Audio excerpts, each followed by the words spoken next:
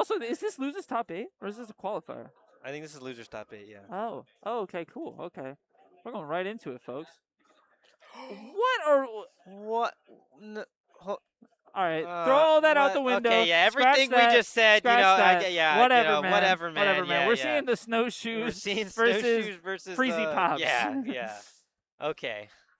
I don't know what to say, folks. Yeah, I'm.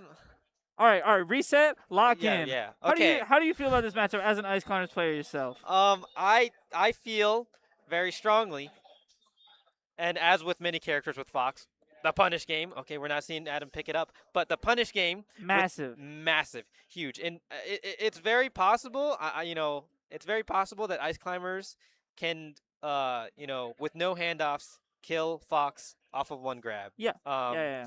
And with handoff, it's like, oh, okay, like absolutely. put the stock in the bag. Put the stock in the bag. But folks. Fox, Ooh, a lot of characters, that's kind of all they S. have. True. That's kind of all they have against Fox. It's like a really big punish game. And they'll struggle in like the neutral or like scrap areas, and I think that is a problem for Ice Climbers here. Absolutely. And Fox's strengths in this matchup. Fox, one of the only characters that can really go in Ice Climber's face and live to tell the tale. Yes. To drift towards Ice Climbers and for it to be a fortuitous endeavor. Yes. Yes. So, yeah, one of the only characters that can do that along with Peach. Of course, I think the main thing separating this matchup and the Peach matchup is that punish game that you were talking about. Peach, it's the worst of both worlds. She can get in your face, and you can't really do much to her once you get the grab if you don't get that handoff. You can punish Fox really well, but, of course, man, and that's the forward throw handoff. Maybe not very confident that the Nana was far forward enough to go. Yeah, wanted to get a little bit more distance so that you can make sure you're in the range. I think he was in the range either way. Yeah, I think he was in the range either way. And again, that's something that is tough about Ices on the big stage, folks. Even the best Ice Climbers players in the world, typically you don't see them hit every single handoff because it's just hard when the lights are on. But yeah, this drill shine going so stupid for Peter right now. Oh, and yeah, that's gonna be tough. Shoelegend not acting quick enough after that shine.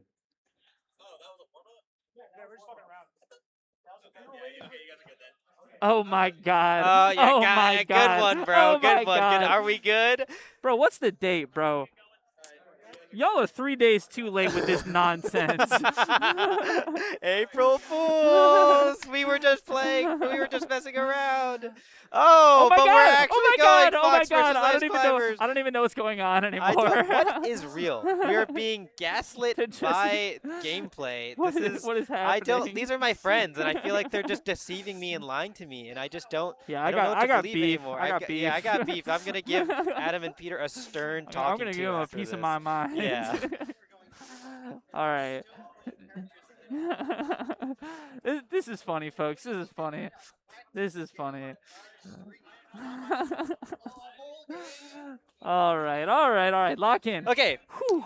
Who do you got? Based on our little I got Freezy Pops. sample. You got Freezy Pops? I think the matchup is beast. I think that Peter's got great tech skill. I think that Shoelegend was not showing the kind of handoff consistency that I would like to see in this kind of matchup. So that's why I got Freezy Pops on this one. I think even with the character switch, it only gets better for Peter as the set goes on. Because Peter the Heater.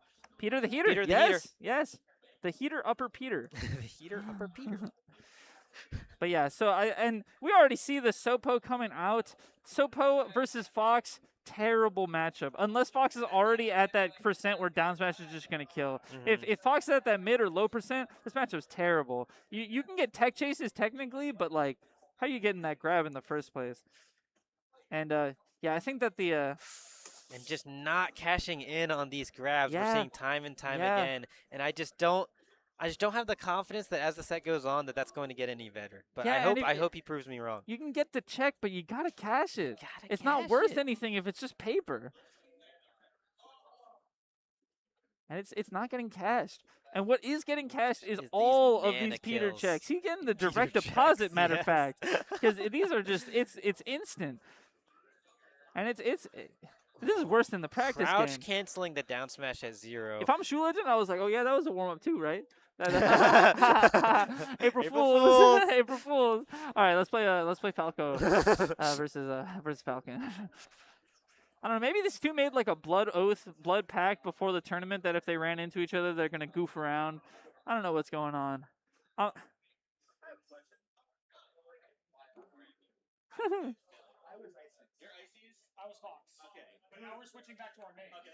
All right, all right. Now they will try.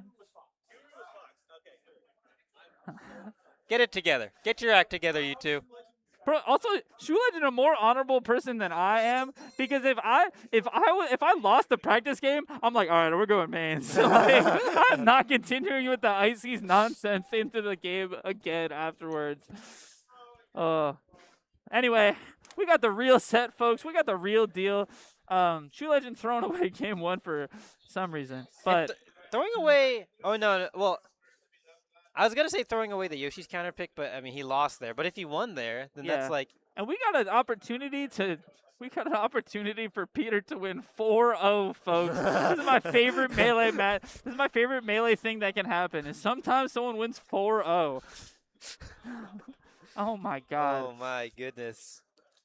But yeah, we see the double knee again. That punish game coming out from Falcon is absolutely massive in this matchup, and Falco also has pretty crazy punish game. I would say not quite as crazy in this matchup as Falcon's, but with all the other advantages that you have, having that good of a punish game that can still rival Falcon's is kind of like the nail in the coffin that makes this matchup really, really tough. But as you can see, Shoelegend not really about these shine pressures on shield or whatever. He's way more about the laser. catching the Falcon coming in. Yeah. Right? And it worked out there. I ended up getting a great up tilt that just led to everything he ever could have wanted. He is willing to, go in and capitalize on framing advantage from laser. Yeah. But his love for laser is just so great and so immense that he can't help but do that to open up that pressure with a laser. Yes. Approaching laser. Laser, approaching laser. And I think that also, his love for grabbing almost betrays him sometimes in this matchup, where it's like, you do want to grab every now and then just to keep them honest, but honestly, a lot of the time, you want to go for some shine pressure and then read the roll, or read the nair out of shield, or read the stomp out of shield, or wave dash out of shield, or whatever, and then get a hit off of that. If you watch top-level Falco versus Falcon games, a lot of the time, instead of shine grabbing, they just shine wave dash back, because they're like, what are you going to do? Yeah. And at the end of the day, what are you going to do as Falcon? But yeah, Shoelegend doing well so far. Really getting really good use of these up tilts. Oh my god. My bad. That was a commentator's curse if I've ever seen one. Oh. There you go. Just a pick. Quick little three-piece picking up. No 4-0. No 4-0. No 4-0. Dude, or Shoelegend could win 3-3. That would be pretty funny. That would be pretty beast. That would be pretty beast. All right, going Two Battlefield. very beautiful outcomes, and that's what I want to see. I want to see the 3-3. I want to see the 3-3. I want to see the super hilarious. The spaghetti al dente. Yes. But yeah, Battlefield I think picked because knowing that Shoelegend wants that space to get the lasers out, to get the pressure out, and to use Falcon's need to go in after a certain point against him, wants to have a little bit of space to breathe, but not too much space for Shoelegend to breathe. Mm-hmm. You still want to be within the distance where you can still reasonably threaten Falco, I should say. Sorry. So I understand this pick. I get it, and it is a good stage for Falcon at the end of the day. So nothing wrong with it. Another thing that Shoelegend can do on this stage, though, is that you can utilize that top platform. Not going to be as crazy as in the other matches, but you can use it for some combos. You can use it as a safe haven every now and then. I wouldn't recommend it as a mainstay of your gameplay, but it is something to consider that Falcon doesn't really care about. So, but yeah, Peter going dummy on this game. Just having the platforms has already made such a big difference. Yeah. I mean, another part of Peter's, laser counterplay, he likes that tank laser, instant double jump, and then wave land onto the platform, and then get a busting shield drop to catch Falco coming in after that or something like that. He loves all that, and we're gonna see it now. So he doesn't get the opening. Oh, right there. Like you Yeah. said, going onto the platform, getting the shield drop, getting the up air. Yep. And so, yeah, definitely. And I think that's part of why FD is so bad for Falcon is, like, not only is the punish game so much better, but you just don't have any way to get around lasers other than just, like, raw, you know. Raw callouts. Raw callouts. Callouts, reads, you know. Yeah, the mix-ups you have after getting lasers are very, very limited on FD. Yeah, we see that Shoelegend throw into the corner. He was actually talking to us about this on the way here. Jab, jab, grab. Ooh. I like that. Nice edge guard, cleaning up that stock, getting it down to 2 stocks to 2. But, you know, you do have the ways to lock down Falcon, but at the end of the day, yeah, if you get hit by basically anything at that percent, you're going off stage. And then against a player like Peter, that's probably going to mean death at that high of a percent. But, you know, forward smash, but the weird hitbox. Yeah, almost got that PPMD versus Hungry Box type combo. Almost, yeah. Oh, down air gets the right DI and the SDI in this time, but not going to be able to do that when you're that far off the stage. We got last stock, folks. What's going to happen? Who's going to... Oh, my God! Did Peter actually push him off stage? Or did he just die no matter what? I think he just died. Okay, well, I was trying to cope, you know, say that it was still Peter's excellence. He side beat aerial. He did aerial side B. Well, no, I know, but, like, sometimes you can still just land, and then if they push your ECB... But I think he was probably dead no matter what. That's something that you don't really see as much anymore, but still just as tragic as the first time. Where's the Pokemon Stadium? Pokemon Stadium. I think that this is a generally good stage for Falcon, but I'm honestly kind of surprised that we're here in this matchup specifically. Especially because those transformations are going to make it very difficult for Falcon to contend with a lot of the This is Shoelegend's counter pick. Oh, my bad. No, I actually think this makes perfect sense then. Okay. Because those transformations going to be pretty beast for Shoelegend. I don't know why I always get that wrong on commentary. Enough about me though. Yeah, those transformations going to be super beast for Shoelegend. I'm obsessed with counter picking, so I'm just on top of that. Yes. Yes. Yeah. Me, I'm autopiloting on my counter pick. I'm like, yeah, Dreamland. But I think that Shoelegend just wants the space, and he really wants to be on a stage that's more like the stage that he won on, FD. And what's the closest thing to FD? By far, it's Pokemon Stadium. Without a doubt. And so I think that because he kind of took the cue of Peter picking Dreamland or Battlefield rather than Dreamland, and is kind of thinking like, okay, yeah, like FOD and Yoshi's are maybe good stages in the matchup, but are they good stages for my gameplay against Peter? On a personal level, Peter also a notorious Pokemon Stadium transformation hater. Yeah, he does not like this stage. He does not like this. Notably, has threatened to not enter locals that, you know, if he ever is forced to go onto this stage, which is a problem. Because this is the stage. This is how the stage is and always is. So, you know, it's tough. That's why we don't see Peter at too many locals. That's right. Yeah, we just don't see many locals because that's just how it is. That's just how it is. Yeah. But every now and then we'll be like, all right, Peter, you don't have to go there.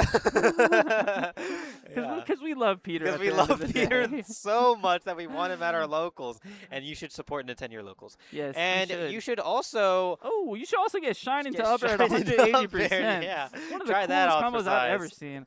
But yeah, Shoelegend getting really good. I have to emphasize so much that every time it feels like that Peter is going in with these nairs or these down airs or these, you know, forward airs, any sort of aerial approach, Shoelegend is on top of that with the up tilt. And the up tilt has gotten him so many good combo openers, and it's just been like really hard for Peter because Shoelegend is one of those players where he is the entire time he's tempting you. He's like, you want to go in. Don't you want to break down the wall? Don't you want to hit me? Don't you want to break down the wall? When you think you can, when you think you can, he hits you for it. Yeah. He cuts you off at the pass. Because that's what he wanted at the end of the day. He's setting up his fishing line and he's putting out the bait. He wants you to want him. That's facts. And who wouldn't want that? Who wouldn't want that? Who wouldn't want that? And yeah, that's I think a big reason why this is working out so well in this for this counter pick is because he can play that game so much better on this stage because you have to approach from so far away. And just a rule of Melee is that the farther away you have to approach from, the more telegraphed it's going to be and the harder it's going to be to get it done. So if you're making Peter approach from all the way over there with these laser pressures and with these up tilts and whatnot, it's going to be easier for you to react and it's going to be easier for you to get that done. The transformation kind of giving Shoelegend like a bunker to shoot lasers from, and the slope like making it hard for Peter to approach the bunker. That is Yeah, Quite perfect ridiculous. utilization of Yes, the elements of yes. the stage that are always Yes. here. But not always that specific element. So it's really good stuff from Shoelegend adapting to the randomness. Oh my god, double and good knee, and that's a stuff set. from Peter Guru to win 4-1. 4-1, folks. 4 to 1. Folks. And that was a set. That was a set. Peter gives me a little wink. See there, they all do this for me. They all do that. Adam, before that Sermera set, he went, "This one's for you," and now I feel kind of guilty because he kind of got owned, and it's like, you know, like what you were saying with Rap Monster and Jigglypuff. I mean, that's on me. Yeah, That's on me. yeah, That's on me. That's on me. What we're trying to say, folks, is that we have both failed our We are region.